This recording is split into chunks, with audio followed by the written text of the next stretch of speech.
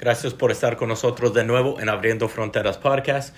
Hoy el tema es los 5 claves para tener un asilo exitoso.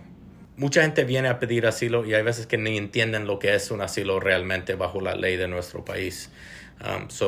En este segmento quiero orientar al público lo que es un asilo y darle como 5 claves que yo creo que son importantes para tener un caso de asilo exitoso. ¿Okay?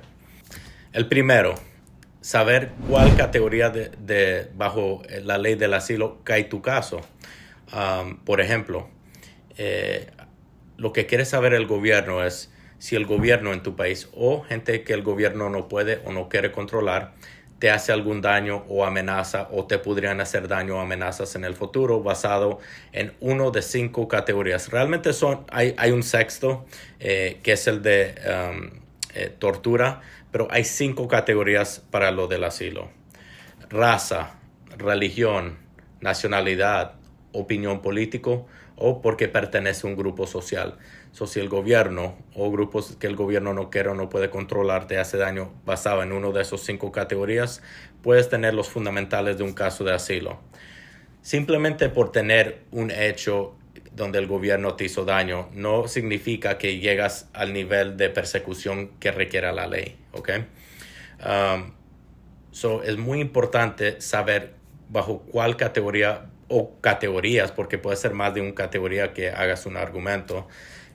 Hace poco argumenté un caso donde el argumento fue bajo opinión político y bajo raza. Okay? Habían 2 categorías y el juez en su decisión describió esas 2 categorías y en su decisión dijo que, obviamente la persecución llegaba al nivel que necesitaba basado en las 2 categorías. Antes de someter tu caso de asilo, tienes que estar muy claro y definir cuál categoría o categorías vas a argumentar tu caso de asilo. Y 2, la evidencia. Evidencia es muy importante. La ley requiere que si hay evidencia disponible y que está a tu alcance a obtener esa evidencia, por ley tienes que obtener esa evidencia, porque si no te pueden negar tu caso de asilo si no haces el esfuerzo para conseguir esa evidencia. Hay veces que no exista cierta evidencia o, por ejemplo, cuando me golpearon nunca saqué fotos de mi rostro o cómo quedé, nadie estaba grabando. Hay veces que en ciertos eventos no queda evidencia. Tu testimonio es evidencia bajo la ley. He ganado casos solamente con el testimonio siendo la evidencia. Pero acuérdense que la ley es si tú puedes obtener algún tipo de evidencia basado en lo que te pasó y no lo pides o no lo consigues simplemente porque no quieres o nunca pensaste en ir a pedirlo, te puede negar tu caso de asilo simplemente por eso.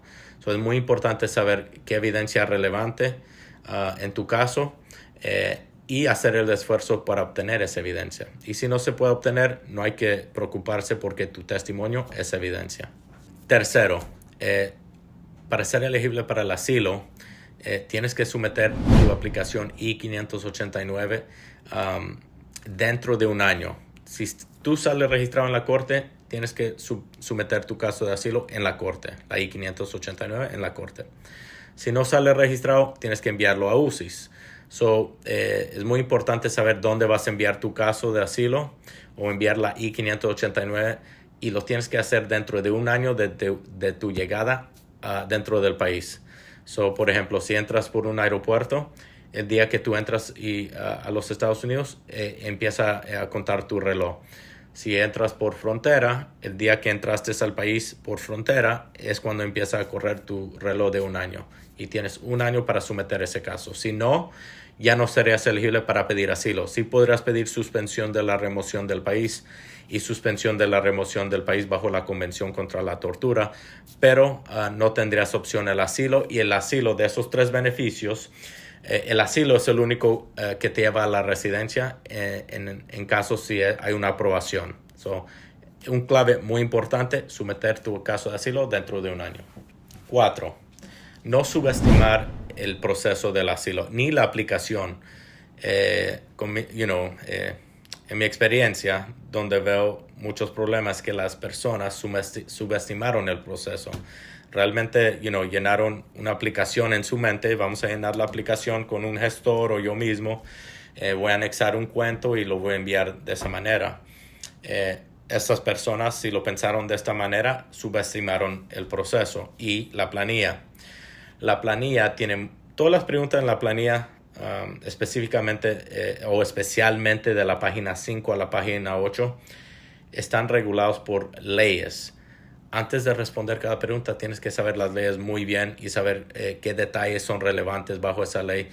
Hay un análisis de principio al final que uno tiene que hacer cuando están preparando un caso de asilo.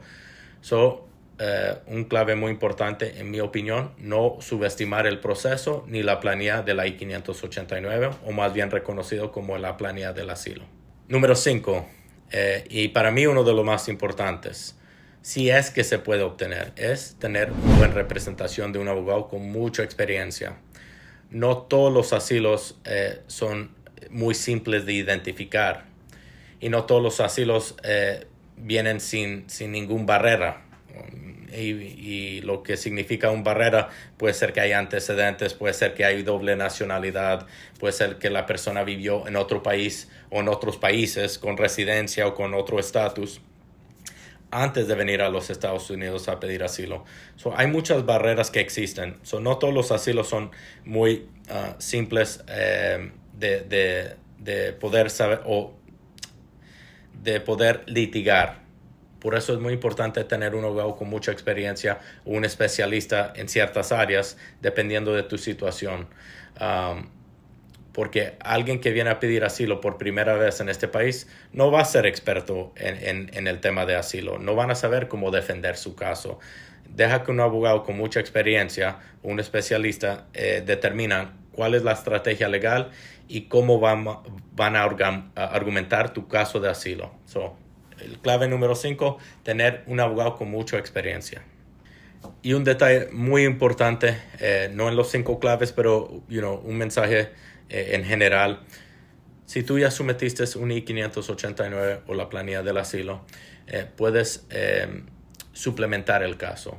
Muchas veces las personas lo sometieron hace muchos años atrás y quieren actualizarlo. Ahora sí obtuvieron evidencia que anteriormente nunca sometieron, o encontraron errores, quieren corregir esos errores, etc. Se puede suplementar el caso, siempre se puede suplementar el caso. Y creo que ese detalle es muy importante porque mucha gente no sabe esto. Y es mejor preparar un buen caso y tenerlo en manos de inmigración, sea con UCI o la corte, antes de llegar el día a litigarlo o antes de ir a defenderlo en la entrevista. Esas son mis sugerencias para los que están pidiendo asilo, los 5 claves para mí que son los más importantes en este proceso.